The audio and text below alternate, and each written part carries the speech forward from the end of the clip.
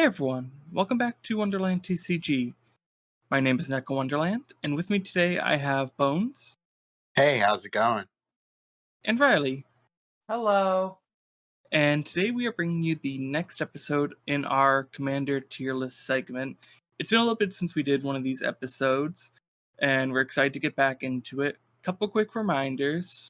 We are looking at these as if it's a tournament setting, and we are just using our own opinions and experiences to rank these. Other people may have more experience with the deck or have different views than us. Please let us know what they are in the comments, and we'd love to hear them. A couple people have already talked to us about a couple different commanders, and it's been really good to get that insight.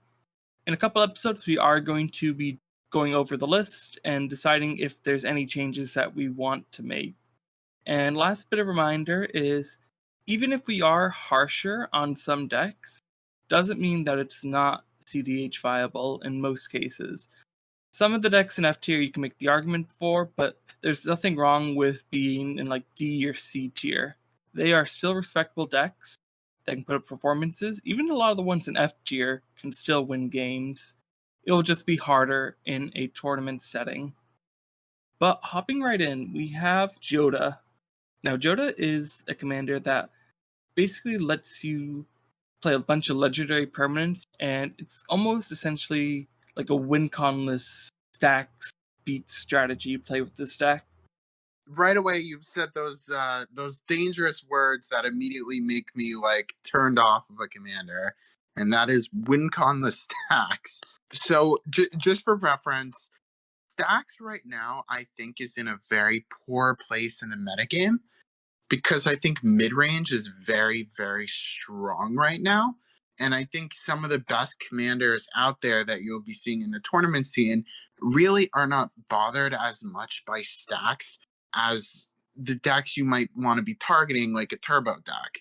So you're going to see stuff like Thrasios, you're going to see stuff like Atraxo or Tibet that doesn't really care that much about stacks.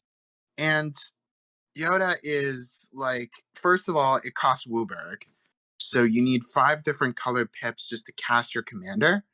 The commander does essentially nothing when it enters. Sure, it'll make legends on the battlefield already strong, whatever. Or stronger, whatever. But you need to cast more spells to really get the value after casting your Wooburg commander. And you're playing a strategy that I think is not very good right now. And I don't know. For me, it's like, even if I was to play a stacks deck, there are commanders I would play way before I play Yoda, even in lower colors. Like, I'd be much happier playing a stacks deck like Winota than playing like Joda. I'm very harsh on this deck. I don't like this commander at all. So I think one thing to note is that Joda doesn't inherently lend itself to any particular game plan other than legendary beats. You don't really have a way to find your legendaries, and so you just need to run a high density of them. It can work, but if you have like a Lavinia, for example, and your only one CMC legendary is Ragavan, that's great, but in order to get the most value, you'd need to cast your commander first, and then the Lavinia, which would then find your Ragavan. Yeah, they'd all get bumped by 3 power or whatever, but you can't be waiting to drop your stacks pieces until you have 5 mana. You would need to drop them as soon as you have them. So I'm not high on this deck at all. I think it would be an easy high F tier. Yeah, Joda definitely runs into those problems, right? The 5 pips that you need to cast it, especially, I think, is a big barrier for this deck. The other thing, though, is 5 pips. You are in 5 colors. So you get access to the best legendaries that you can kind of mulligan for to mulligan for the one you need in the right situation, which isn't foolproof. It will have its drawbacks, but there's something there. And I don't think it can be totally underestimated the pressure you can put on your opponents with this deck. Because yes, you are on a beats plan, but your creatures get very big very quickly. So you can get in the mid game, get those beats in early, and make people feel it. That said, I agree with what everyone else has been saying. It still runs into a lot of problems. Removal is really strong against this deck. It kind of breaks parity under itself, but not really. Yes, you get additional value, but you have to put a lot of investment into it. And yeah, like you were saying, it might just be too late at that point. There is, and you two know this very well, but there's a 5-color Legends commander that is able to use having a bunch of Legends in your deck way, way better without having to rely on a very like game plan that is not very good right now, and that is Cedh. Cedh is able to leverage being a 5-color deck with a bunch of powerful Legends, while also, first of all, you don't have to rely on random cascade. You can find the legend you need with your tutor ability, and you can also just, it's not hard to get combat pressure with Cedh because she gets giant and you can find something like Cultist, but you can also just efficiently and quickly combo off and not have to rely on win conless beats and stacks. You're in the same color pair. Your commander doesn't cost Wooburg, it only costs white and 2, and you sort of use the same sort of Legends Matter strategy, but in a more effective manner and in an easier way that you have to jump through less hoops. One thing I would like to add is if you want 5-color beats, Najila would be a far better example because you don't have to rely on the random cascade. There are a couple combos you can do to assemble with Najila, and you can run less legendaries if you just want 5-color beats. So between Cedh and Najila, I don't really see a whole lot of purpose to running Joda. Yeah, I wholeheartedly agree. It's just one of those commanders that, like, sure, the thing it does is very cool. If you're bringing it to, like, a casual table, it can be very good. It's a very strong effect. But in a CDH table where you're trying to go to a tournament and bring the most optimal strategy and try and win games, there are other commanders for every single thing that Joda wants to be doing, but they do it more effectively. And I just don't think in that, looking at that I would ever bring Joda over like a different 5-color commander. Like, even if I'm going 5-color stacks, I'd literally rather bring Kenrith. But that's just me. Agree. And yeah, the deck can win, but the consistency there is really the issue. So I think F tier is good. I think I would put this one below Anya and above Emery. Yeah, that works. I'm fine with that. Awesome. So then we can move on to our next option, another stacks commander. This one a lot more stacksy, Yorn, in very interesting colors for stacks. You're playing Sultai. Basically, you have a commander that lets you break parity by untapping all your snow permanents. So basically, you play snowlands, you attack, and then you untap them. So you play a lot of like stasis or winter orb effects. Basically, bog down your opponents until you can win. To be honest, I think my perception of Yorn is very skewed, and it's going to be very hard for me to rate this commander as a result, because we all know the one person who's really championing Yorn is an incredible player. Yes. So I see the deck and I see it perform. And I played against DJ before, the person championing Yorn, and when they play, it's incredible. They're very dangerous. You can't count them out because they are very, very good at the game and they make Yorn look very good.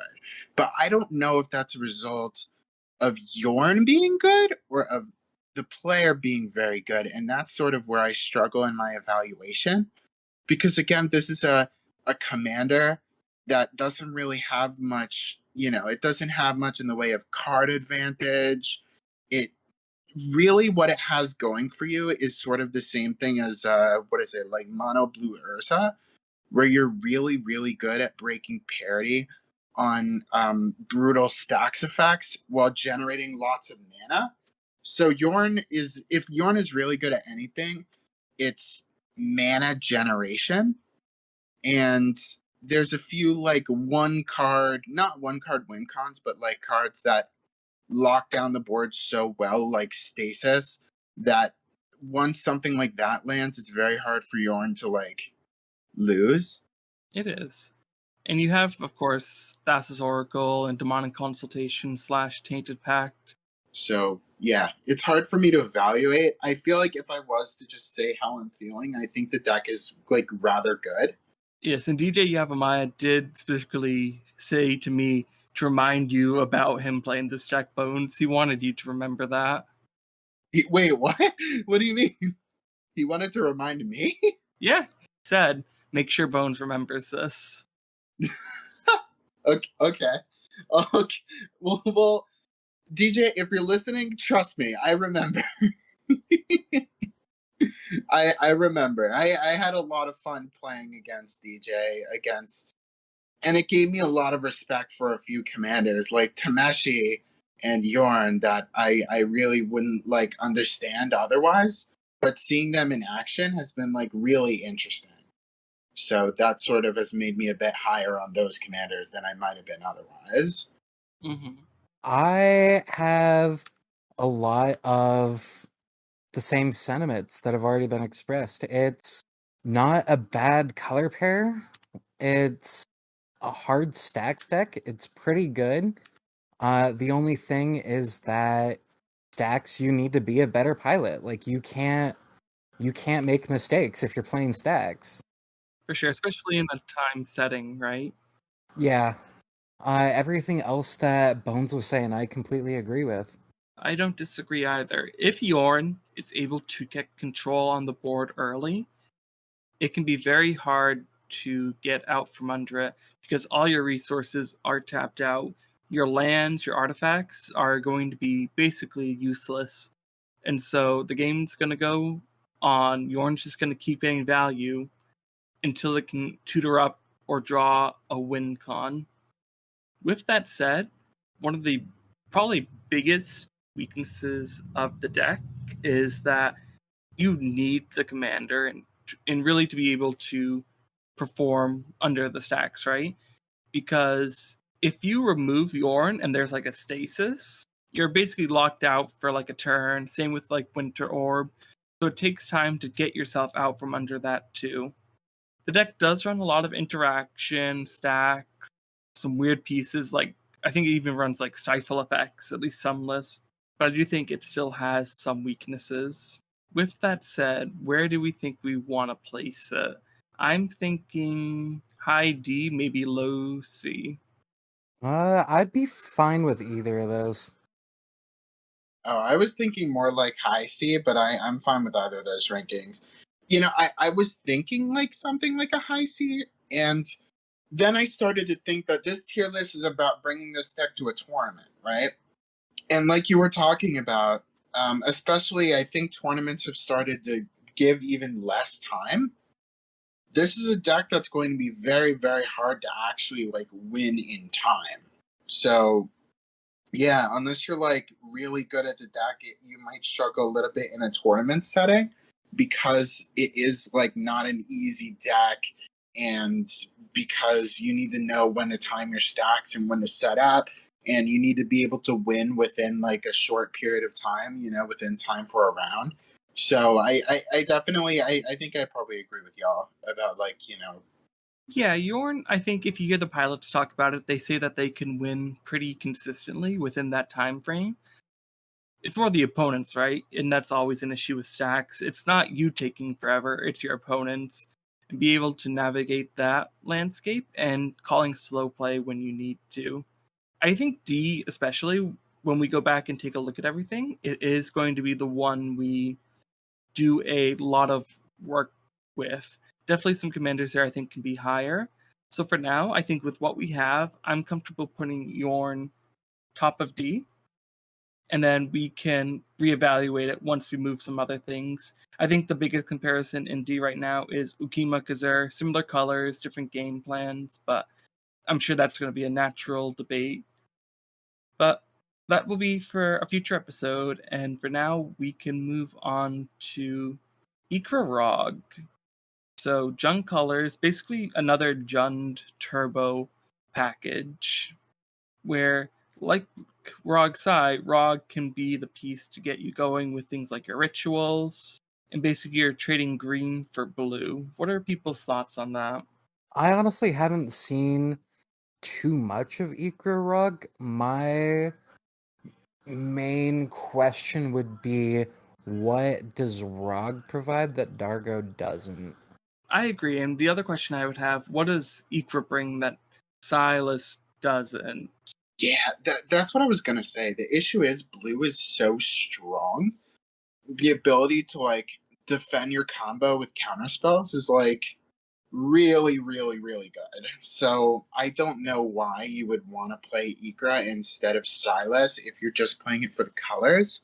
I think there are Jund commanders I'd rather play if I'm going for this sort of like super turbo strategy. And I think if I was going super turbo Rog, I would want the blue. I'd want the card advantage and the protection that blue offers. So I I don't think this deck is bad or anything. It's just like when you compare it to like Dargo Ikra, which I think like really leverages the fact that it has a Dargo in the command zone, or Rog Silas, which is in arguably better colors than Rog Ikra. I don't know why you'd sort of look at one over the other.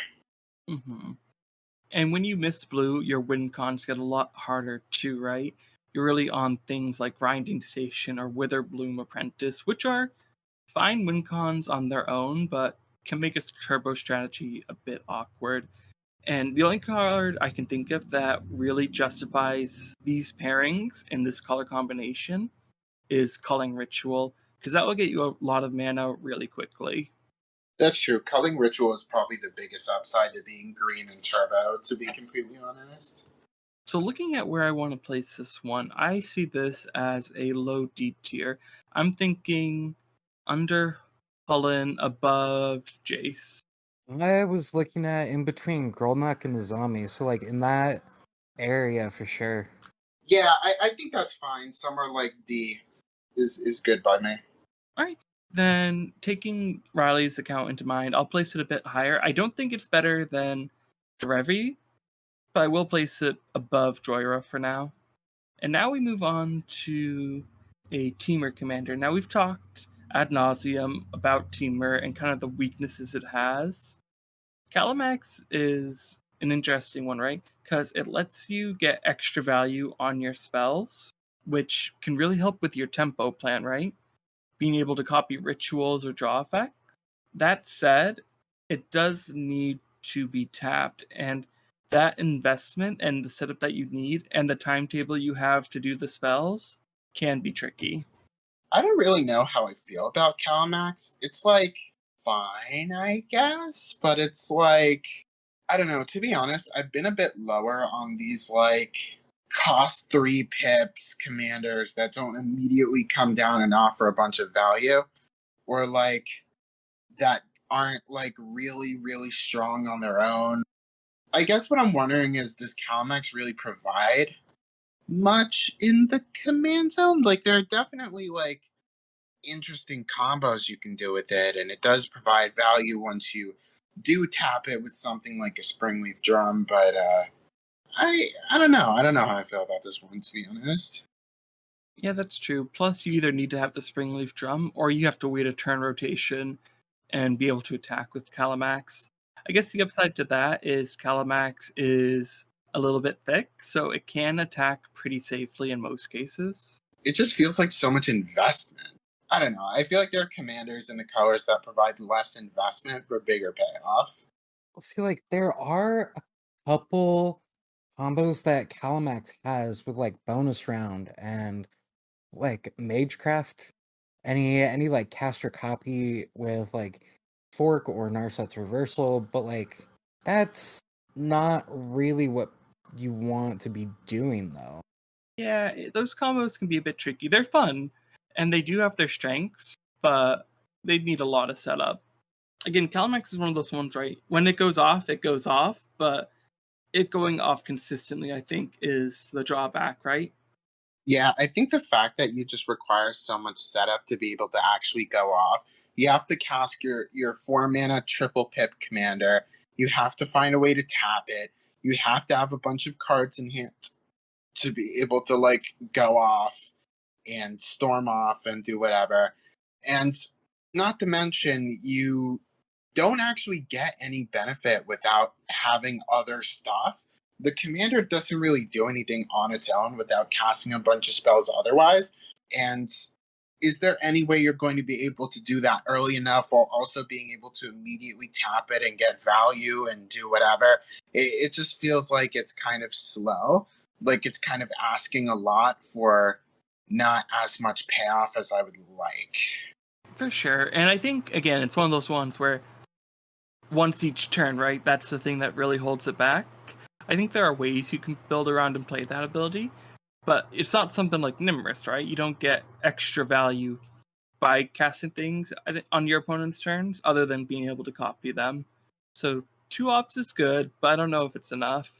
See, like the win cons are kind of bad, so I would probably put this in D somewhere, but I'm not sold on whether it's high D or low D.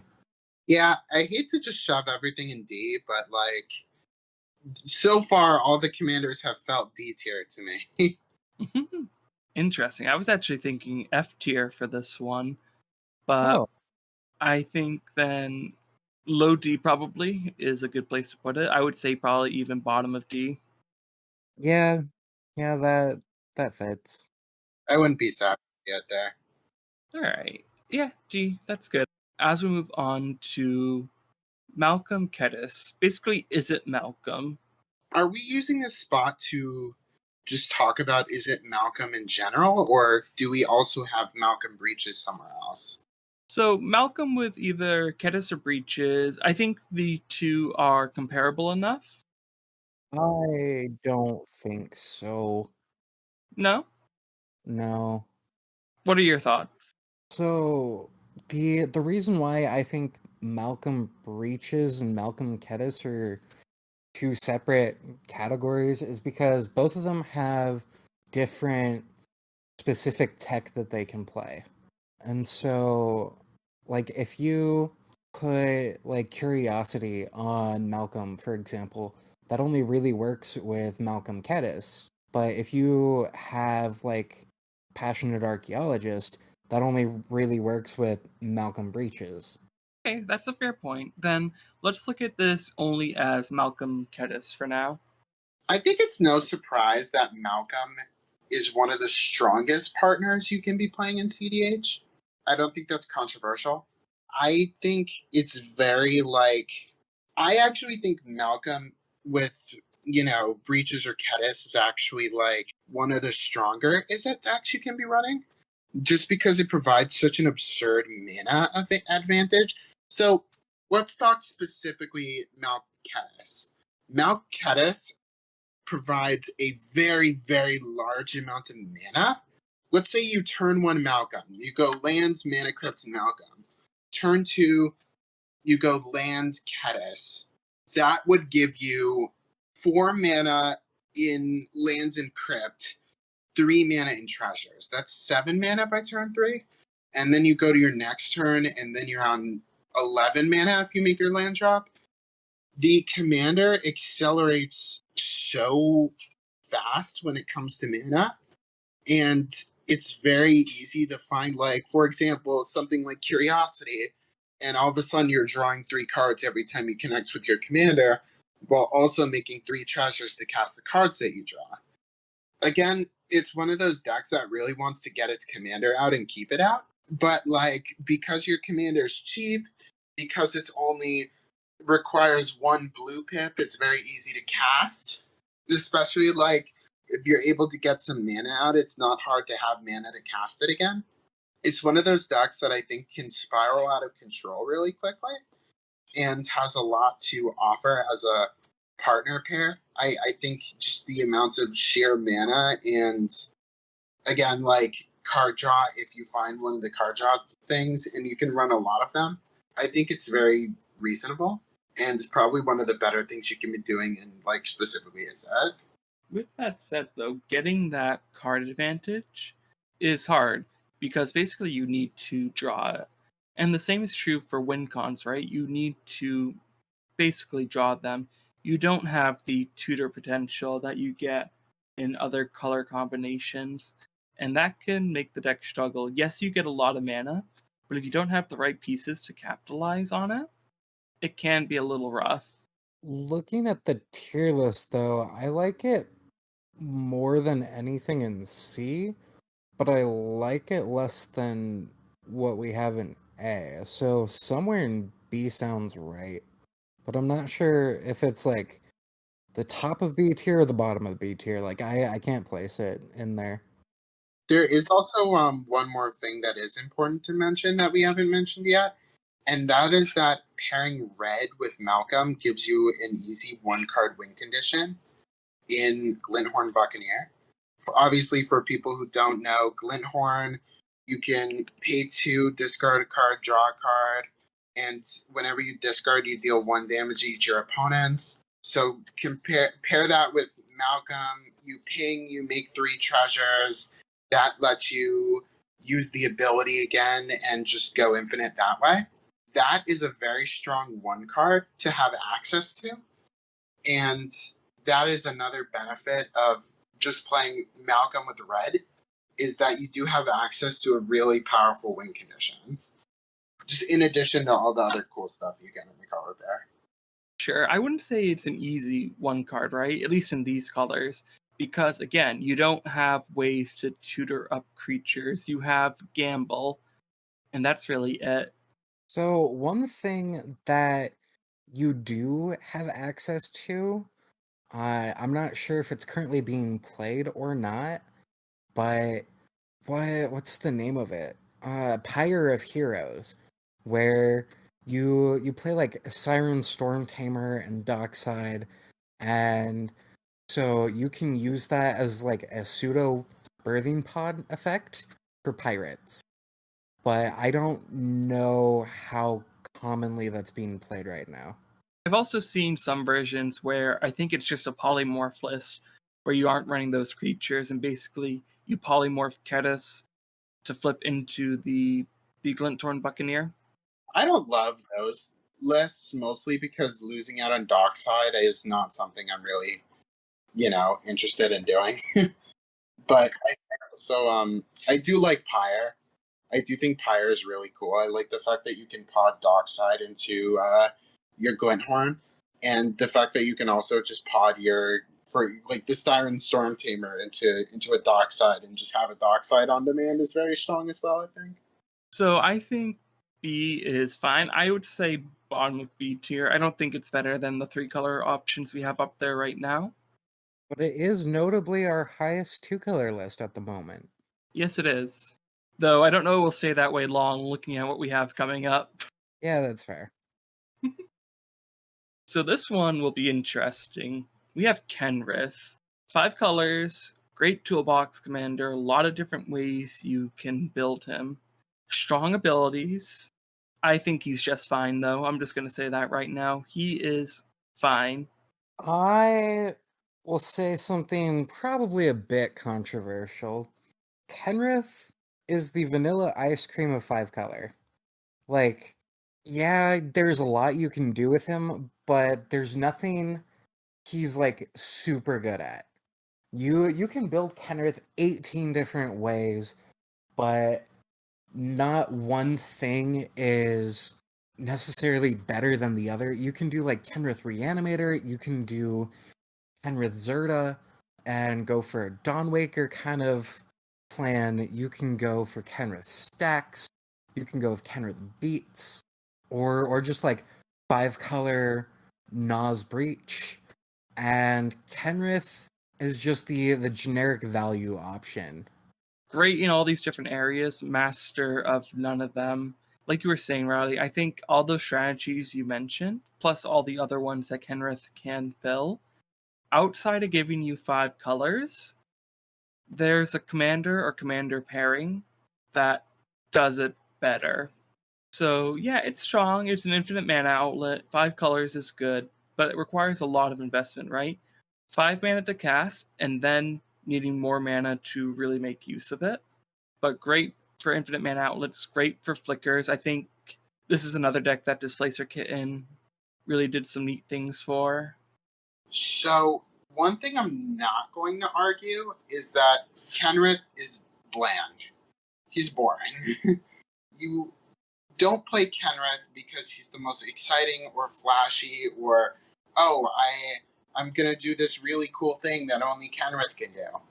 That being said, Kenrith is so much stronger than many, many, many, many commanders. Like, For sure. if I'm looking at the tier list, I genuinely think Kenrith is better than, like, most of these commanders. And that is purely by virtue of being an infinite mana outlet in the command zone in 5 color. And the fact that, like, you can do your Seedborn Muse value craft if you want. You don't have to. I think just the fact that you have access to all 5 colors, the fact that Kenrith is really good in a stacked out board because you can just make your, board really huge with his +1 ability and, like, dominate the board in that way.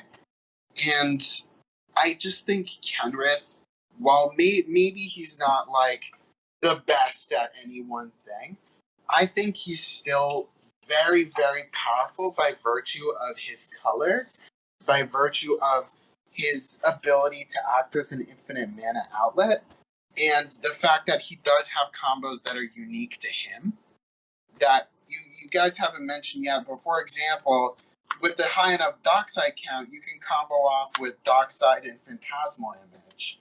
Of course, being an infinite mana outlet gives you those advantages. But I just think if you are looking at this tier list going into a tournament, I would be very, very, very happy to go to a tournament with Kenrith. Because I think the commander is just very, very powerful and very, realistic in a tournament setting because you have access to, like, first of all, people don't know what deck you're on. You see Kenrith, you could be stacks, you could be turbo, you could be mid-range, you don't know. That's what you're talking about. He's master of none, but jack of all trades. So you have a little bit of element of surprise. But then you also just have a commander that thrives under stacks, has its own combos, can do all sorts of things, and acts as that infinite mana outlet for whatever combo you want to do. So I think that Kenrith is extremely versatile and extremely powerful. So my opinion is that I rate him a lot higher than y'all do. I think we're closer than it sounds, right? Right? I think I'm being harsh on it, but I don't mean to say that Kenrith is boring. Kenrith is fun. He's just been overshadowed by decks that are going to be or are in S or A rank, right? Kenrith's versatile, but you commit to a strategy when building him, and 90% of the strategies you commit to are done better by either Thrasios, Bruce, or Najeela. So with that said, I still think he's B. I still think he's probably top of B tier right now, but he's definitely fallen down a bit recently. Yeah, like one thing I will add specifically on the Najeela does it better, because that has been mentioned a lot, but with Kenrith costing 5 and Najeela costing 3, you can use a Jeweled Lotus turn 1, get Najeela out, and you automatically have your SWAT, your Fierce Guardianship, your Rollick. You have that ready to go.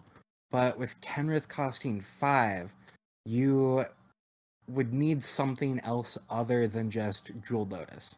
So the extra 2 mana is enough to bump it down on the list for me. And I was actually thinking the bottom of B tier. If you're asking me, Kenrith is pretty easily high A. But I think I've been had a feeling I was going to get outvoted on this one. But, yeah, I think Kenrith is just very powerful. Honestly, I'd play it before I played a few of the decks in A, so... I do think that it's held off by its kind of jack-of-all-trades nature, which is also its biggest strength. I do think putting it at top of B right now is fine. I don't know if it will stay top of B, but I do like it more than the other pieces we have in B right now. I think it's better than your generic Grixis shell. I think it's better than Malcolm Kedis, and I do think it's definitely better than Jeskai Crom that we have there. So I think top is a good middle ground. You know, we take the A, we take the low B, kind of equals out there. But I think it will be topped by a couple other B commanders that are going to be coming up. And speaking of another commander who I think is probably B tier, we have Kess. So Kess was really strong once upon a time. Being able to cast one spell a turn basically from your graveyard is really strong. Power creep kind of brought it down for a bit, but I think cards like Displacer Kitten really raised it back up.